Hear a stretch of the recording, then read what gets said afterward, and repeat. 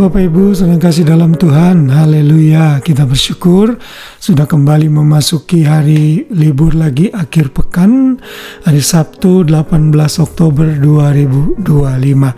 Kita masih terus belajar mengenai kemenangan sejati yang kita miliki di dalam Kristus. Saudara, kalau saudara di luar Kristus, maka saudara adalah orang-orang yang kalah, orang-orang pecundang. Tetapi bagi anak-anak Tuhan yang sudah menerima Yesus sebagai Tuhan dan Juru Selamat, kita memiliki privilege atau keistimewaan karena kita sudah dimenangkan di dalam Kristus. Bahkan Alkitab menyatakan dalam Roma 8:37, kita adalah orang-orang yang lebih dari pemenang. Saudara, hari ini kita belajar dengan satu topik yang sangat penting, bagaimana kita bisa menang atas dosa. Kita akan membaca dalam Roma 6 ayat 14. Di sana dikatakan, sebab kamu tidak akan dikuasai lagi oleh dosa, karena kamu tidak di bawah hukum Taurat, tetapi berada di bawah hukum kasih karunia. Sedang kasih dalam Tuhan, selama kita hidup, kita masih harus terus berprogres dalam hal kekudusan kita, yang kita sebut dengan progressive sanctification. Kita sudah dikuduskan saat kita menerima Yesus, namun selama kita hidup, kita masih terus meningkat dalam kekudusan kita, sampai nanti kita ketemu dengan Tuhan, kita diubahkan dalam kesempurnaan, dan itu yang disebut dengan ultimate sanctification. Namun selama kita hidup, saudara dan saya harus mengerti posisi kita sebagai orang-orang yang menang, bahwa kita harus bisa mengalahkan dosa. Kita tidak bisa kudus dan sempurna sepenuhnya saat kita masih hidup di dunia ini, namun grafik kita harus naik. Direction kita, arah hidup kita adalah menyenangkan Tuhan dan harus meningkat hari demi hari, bahkan bukan mengalami kemunduran. Karena itu menunjukkan buah-buah keselamatan yang ada dalam diri kita. Orang yang sudah selamat harus hidup di dalam kekudusan dan menang serta menjauhi dosa. Saudara bisa membaca nanti di dalam keseluruhan pasal 6 ini dalam Roma, di mana di sana ada diberikan perumpamaan bahwa kita sudah mati dan bangkit di dalam Kristus. Karena itu kita tidak lagi bisa hidup dalam dosa. Sebagai orang Kristen kita bisa jatuh dalam dosa, namun kita tidak bisa diam dan menikmati dosa dan hidup di dalamnya, karena kita adalah hamba-hamba kebenaran.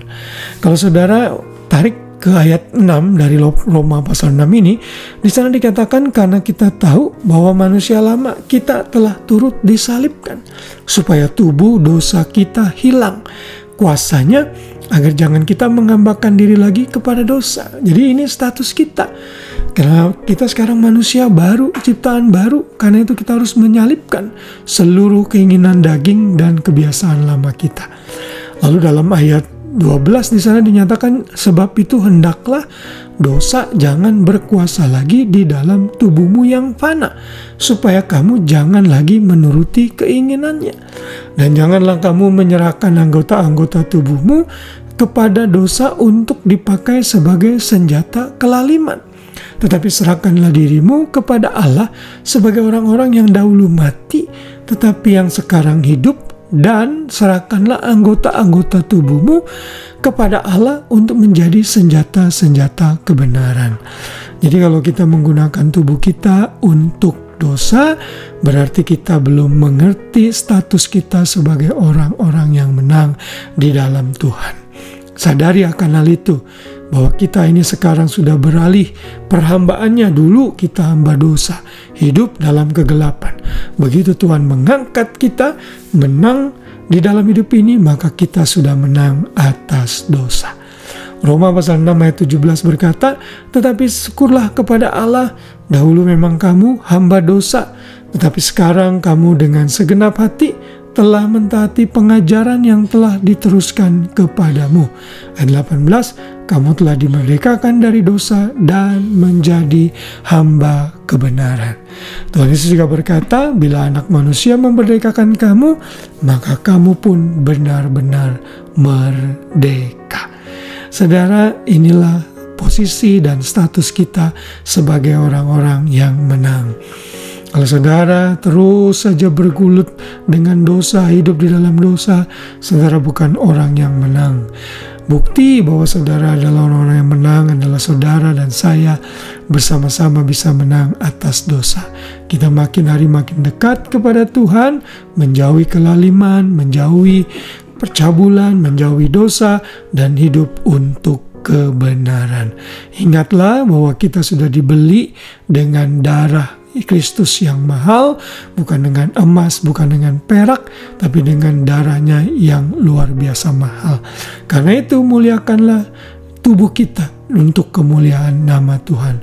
Muliakanlah hidup kita dengan hidup dalam kebenaran. Kiranya renungan malam ini kembali mengingatkan kita akan status kita sebagai orang-orang yang menang, dan sebagai orang-orang yang menang, kita bisa menang atas dosa oleh kuat kuasa Roh Kudus yang menguatkan kita. Terpujilah nama Tuhan selama-lamanya. Selamat malam, selamat beristirahat. Biar kasih Kristus menaungi kita semua. Shalom.